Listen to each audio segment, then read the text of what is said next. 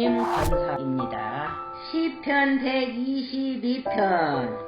사람이 내게 말하기를 여호와의 집에 올라가자 할 때에 내가 기뻐하였도다. 예루살렘아, 우리 발이 내 성문 안에 섰도다. 예루살렘아, 너는 잘 짜여진 성읍과 같이 건설되었도다. 지파들 중 여호와의 지파들이 여호와의 이름에 감사하려고 이스라엘의 전례대로 그리로 올라가는 도다. 거기에 심판의 보좌를 두셨으니 곧 다윗의 집의 보좌로다. 예루살렘을 위하여 평안을 구하라. 예루살렘을 사랑하는 자는 형통하리로다. 내 성 안에는 평안이 있고 내 궁중에는 형통함이 있을지어다. 내가 내 형제와 친구를 위하여 이제 말하리니 내 가운데에 평안이 있을지어다. 여호와 우리 하나님의 집을 위하여 내가 너를 위하여 복을 구하리로다. 아멘. 하늘에 계신 우리 아버지여, 이름이 거룩히 여김을 받으시오며 나라가 임하옵시며 뜻이 하늘에서 이룬 것 같이 땅에서도 이루어지이다. 오늘날 우리에게 일용할 양식을 주옵시고 우리가 우리에게 죄 지은 자를 사하여 준 것 같이 우리 죄를 사하여 주옵시고 우리를 시험에 들게 하지 마옵시고 다만 악에서 구하옵소서. 대개 나라와 권세와 영광이 아버지께 영원히 있사옵나이다. 아멘.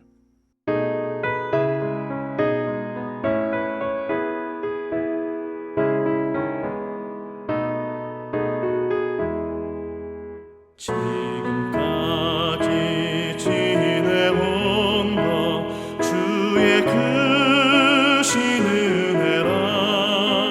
한이 없는 주의 사랑 어찌 이루 말하랴. 자나깨나 주의 손이 항상 살펴주시고 모든 일을 주 안에서 형통하게 하시네. 맘도 연약하나 새 힘 받아 살았네. 물붓듯이 부으시는 주의 은혜 족하다.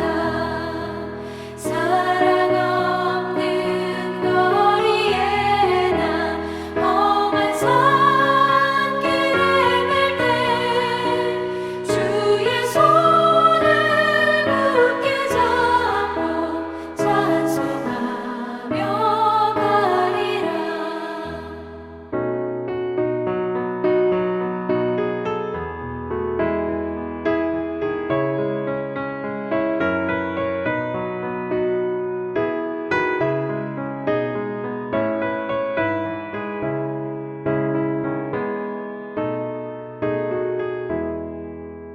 주님 다시 배울 날이 날로 다가와. 무거운 짐 주께 맡겨 벗을 날도 멀잖네. 나를 위해 예비하신 고향 집에 돌아가 아버지의 품 안에서 영원토록 살리라.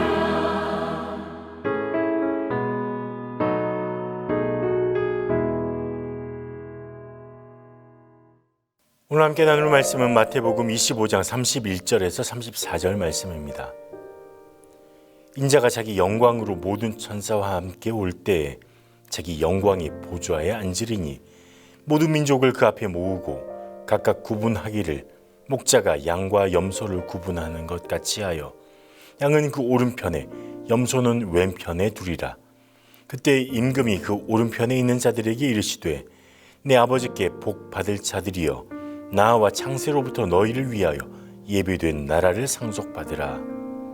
아멘. 명품 감정사라는 직업이 있는 걸 아십니까? 이 명품 감정사는 사람들에게 명품으로 불리는 물건들을 감정하는 사람입니다. 요즘에 많은 사람들이 명품을 사고 또 중고 거래를 한다고 합니다. 전문 용어로는 명품 리셀, 재판매라고 하죠. 명품의 시장이 계속해서 늘어남에 따라서 이 명품의 재판매, 리셀 시장도 계속해서 커지고 있다고 합니다. 우리나라에서도 커지는데 이 시장이 커질수록 가품, 그러니까 가짜의 비율도 계속해서 늘어가고 있다고 합니다. 그래서 이 명품의 진위 여부, 진짜인지 가짜인지 여부를 가리는 이런 감정사, 이런 일을 하는 사람들도 많이 늘어나고 있다고 하네요. 한 뉴스에 보니까 이런 기사가 있었습니다. 한국정품감정센터 소속 감정사가 감정을 하는데 명품 감정을 할 때는 크게 3개의 포인트가 있다고 말합니다. 그 안에는 금속에 있는 각인과 또 상품 로고가 정품과 가품이 생김새가 서로 약간씩 다르다고 합니다. 그리고 마지막으로 가죽의 재질, 그 만듦새나 패턴, 질감이 아주 약간씩 차이가 난다고 합니다. 우리는 잘 모르지만 이 정품, 명품 감정사는 이 부분을 다 들여다보고 현미경으로 또 카메라로 또 만짐으로 경력을 통해서 이 진짜와 가짜를 구별해낸다고 합니다. 저에게는 이 진짜인지 가짜인지 명품을 쥐어줘도 잘 모를 것 같습니다. 더 솔직히 이야기하자면 무엇이 명품인지도 잘 모르겠습니다. 근데 오늘 본문에서도 진짜와 가짜 이야기를 하고 있습니다. 32절에 보면 모든 민족을 그 앞에 모으고 각각 구분하기를 자여 목자가 양과 염소를 구분한 것 같이 하여라고 말하고 있습니다. 주님이 종말의 때, 심판의 때 양과 염소를 구분하는 것처럼 천국에 들어갈 수 있는 사람과 그렇지 못한 사람을 구분한다는 것입니다. 여기에 양과 염소를 구분한다는 건 이런 상황을 좀 이해해야 합니다. 목자들이 낮에 풀을 뜯도록 이 양과 염소를 풀어놓습니다. 보편적으로 낮에는 양과 염소들이 뒤섞여서 같이 구분 없이 풀을 뜯을 수 있습니다. 하지만 저녁이 되면 양과 염소를 구분하는데 왜냐하면 양은 추위를 잘 견뎌내는 동물입니다. 하지만 그에 비해서 염소는 추위에 매우 약합니다. 팔레스타인 지역은 일교차가 심해서 저녁이 되면 밤이 되면 기온이 급격하게 떨어집니다. 그래서 낮은 기온에서 염소를 재울 수는 없습니다. 그래서 양과 염소를 구분해서 이 두 짐승이 각각 다른 온도에서 잘 수 있도록 해놓는 거죠. 물론 낮에도 양과 염소를 구분할 수 있는 방법은 있다고 합니다. 보통 이 팔레스타인 지역의 염소들은 보통은 검은색 계통들이기 때문에 흰색 계통을 띠는 양과 구분하기 쉽다고 합니다. 거기다가 양과 염소는 성격이 모두 달라서 서로 무리를 지어서 따로따로 지내는 편이라고 하기도 합니다. 어쨌든 양이 선하고 염소가 악하다 이런 의미가 아닙니다. 때가 되면 둘을 구분한다는 것, 그 점이 예수님이 우리에게 말씀하신 심판의 때와 같다는 것이죠. 그러면 여기에서 정작 중요한 것이 무엇입니까? 정작 중요한 것은 심판의 때 어느 때에 속하느냐인 것입니다. 예수님의 구분에 있어서 나는 영생에 속하느냐, 영생에 들어갈 자가 되느냐, 아니면 영원한 벌에 들어갈 자가 되느냐, 이 구분이라는 것이죠. 이것을 알기 위해서 우리는 두 가지 사항을 생각해 볼 필요가 있습니다. 첫 번째로 양과 염소를 구분하시는 분, 영생할 자와 영벌에 처할 자를 구분하시는 분은 어떤 분이신가 하는 것입니다. 이 분은 예수님이시죠. 근데 예수님은 자신에 대해서 이렇게 표현하십니다. 예수님은 스스로 인자라고 표현하십니다. 인자라는 말은 사람의 아들이라는 뜻입니다.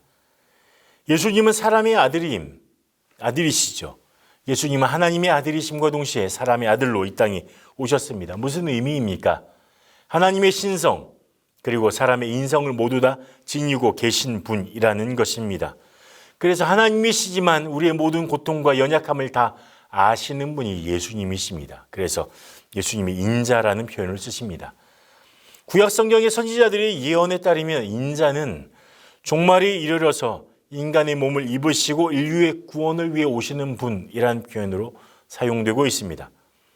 또 예수님이 스스로를 인자라고 칭하셨을 때는 특별히 성육신과 관련이 되어 있습니다. 하나님께서 사람의 몸을 입으시고 이 땅에 오신 분, 신성에 인성을 더하셔서 오신 분, 바로 인자 예수 그리스도이십니다. 또한 인자는 구원자, 메시아라는 뜻도 있습니다. 그 안에 그런 의미도 있습니다.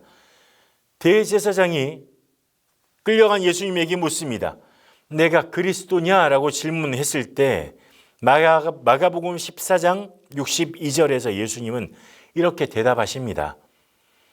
내가 그니라 인자가 권능자의 우편에 앉은 것과 하늘 구름을 타고 오는 것을 너희가 보리라 하시니, 예수님은 친히 대제사장의 말에 내가 그리스도냐라고 물었을 때 내가 그리스도다라고 대답하시면서 인자라고 스스로를 표현하고 계십니다. 내가 그리스도이며 인자다. 내가 구원자이며 인자이다. 이렇게 말씀하시는 것이죠. 곧 예수님은 죄 사하는 권세를 가지신 메시아, 구원자, 인자이신 것입니다. 마지막으로 인자는 인간을 구속하기 위해서 이 땅에 와서 온갖 순환과 고난을 그리고 죽임을 당하게 될 그런 존재로서의 인자가 있습니다.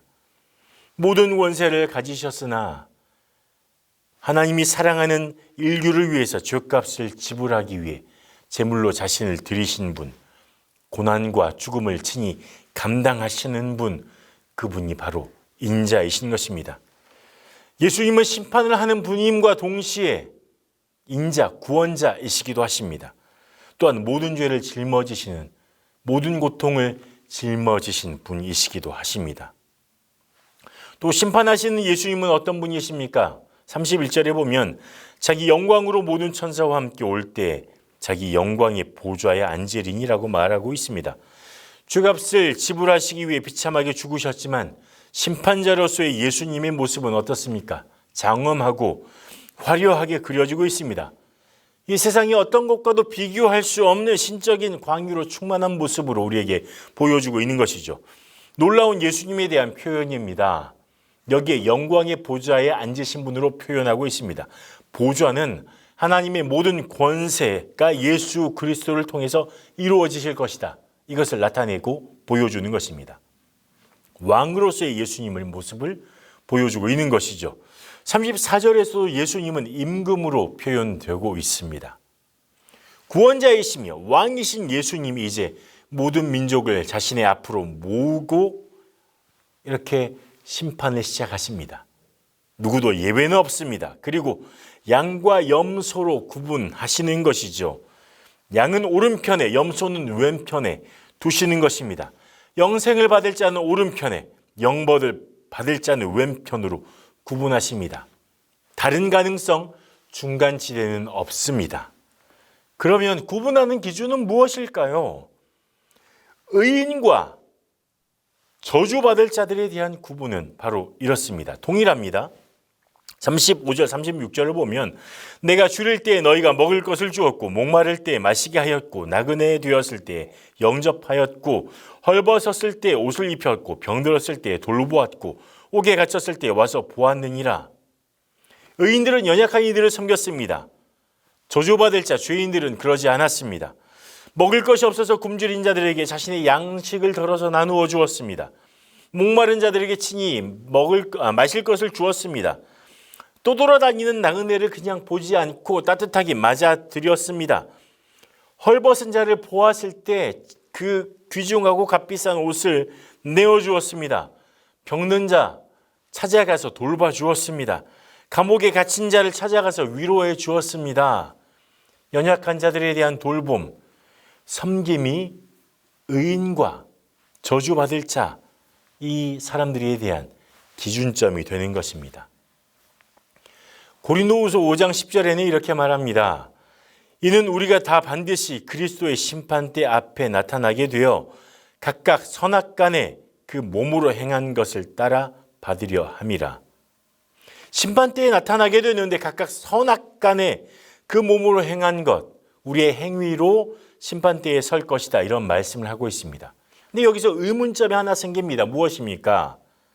아니, 믿음으로 구원받는다고 했는데 왜 선을 행함으로 구원받는다고 말하는 것일까요? 믿음으로 구원받는 것 아닐까요? 믿음으로 구원받는 것 아닌가요? 선을 행해야 구원받는 건가요? 행함으로 의롭다 하심을 받는 건가요? 아니요, 그렇지 않죠. 에베소서 2장 8절과 9절에 말합니다. 너희는 그 은혜에 의하여 믿음으로 말미암아 구원을 받았으니 이것은 너희에게 난 것이 아니요 하나님의 선물이라. 행위에서 난 것이 아니니 이는 누구든지 자랑하지 못하게 함이라. 하나님은 바울을 통해서 구원은 믿음으로 선물로 받은 것이다 라고 말씀하고 있습니다. 행위로는 구원을 받을 수 없다. 그러면 하나님이 오른편 왼편으로 구분하시는 기준을 두신 이유가 무엇일까요? 서로 다른 말을 하는 걸까요? 에베소서 2장 10절에 이렇게 말합니다. 우리는 그가 만드신 바라 그리스도 예수 안에서 선한 일을 위하여 지으심을 받은 자니 이 일은 하나님이 전에 예비하사 우리로 그 가운데 행하게 하려 하심이니라. 우리는 그가 만드신 바라 그랬습니다. 그리스도 예수 안에서 선한 일을 하기 위해서. 그리스도 예수 안에 있다는 건 무엇입니까? 예수님을 믿었다는 거죠. 예수님을 믿은 사람은 어떻게 지음받았습니까? 선한 일을 하기 위해서 지음받았다는 것입니다. 전후의 문제라는 거예요. 전후의 문제. 예수 그리스도를 믿음이 앞서고 그에 따라서 당연하게 뒤따라 오는 것은 선을 행하는 것, 선을 추구하는 것, 선함의 방향으로 나아가는 것이라는 것입니다. 예수님의 타겟은 또한 이 당시에 바로 종교인들을 향해 있었습니다.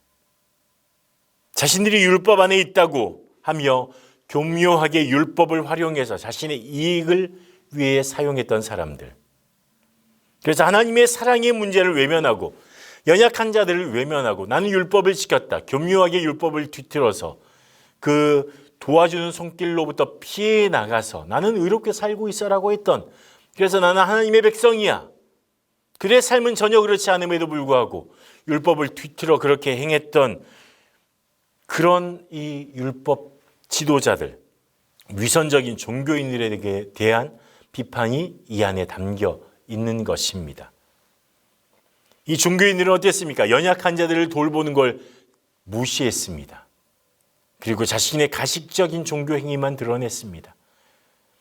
연약한 이들을 위해서 돌보는 것뿐만 아니라 부모를 돌보는 것까지도 외면했던 사람들이 이 위선적인 종교인들이었습니다.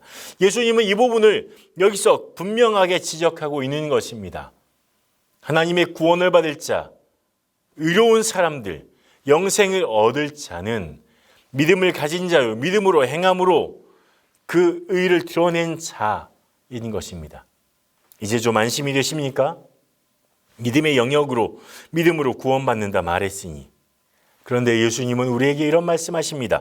마태복음 7장에서 16절에서 20절에 이렇게 말씀하고 계세요. 그들의 열매로 그들을 알지니 가시나무에서 포도를 또는 엉겅퀴에서 무화과를 따겠느냐. 이와 같이 좋은 나무마다 아름다운 열매를 맺고 못된 나무가 나쁜 열매를 맺나니 좋은 나무가 나쁜 열매를 맺을 수 없고 못된 나무가 아름다운 열매를 맺을 수 없느니라. 아름다운 열매를 맺지 아니하는 나무마다 찍혀 불에 던져지느니라. 이러므로 그들의 열매로 그들을 알리라. 오늘 우리에게 이렇게 말씀하고 계십니다. 우리의 삶이, 우리의 생각과 우리의 행동이 우리 안에 있는 믿음을 증거해 줍니다. 믿음이 있다고 하면서도 하나님의 선하심을 드러내지 않는다면 우리 안에 진실된 믿음이 있는지 의심해 봐야 합니다. 우리는 내 삶의 열매로 우리의 믿음을 충분하게 증명하도록 요청받습니다. 오늘 나의 말과 행동이, 내 생각이 과연 무엇을 하고 있는지, 무엇을 향하고 있는지 우리는 알아야 합니다. 우리의 말과 우리의 행동과 우리의 생각이, 우리의 삶의 모든 것이 내 안에 있는 믿음을 증거하고 있는 것입니다. 하나님은 우리에게 우리 안에 주신 믿음이 드러나기를 원하십니다. 구원받은 자라면 구원받은 자답게 하나님의 자녀답게 살아가기를 요청하고 있는 것입니다. 오늘 내 삶이 주님을 닮아가기를 원합니다. 어제보다 오늘 더 주님을 닮기를 원합니다. 기꺼이 나의 것을 내어줄 수 있는, 연약한 이들을 돌아볼 수 있는, 그래서 내 삶이, 내 말이, 내 행동이 하나님이 내게 주신 그 믿음을 증거하는 삶이기를 간절히 소망합니다. 그런 열매 맺는 우리 귀한 하나님의 성도들 되시기를 축복합니다. 기도하겠습니다. 하나님, 우리 안에 믿음이 있다 하면서도 우리의 삶에 열매가 없는 것을 때때로 우리는 깨닫고 보게 됩니다. 그러나 하나님, 주님께서 우리에게 열매로 우리를 알겠다고 말씀하셨습니다. 우리의 삶의 열매가 우리의 믿음을 증거하는 것임을 오늘 말씀을 통해서 깨닫게 되었습니다.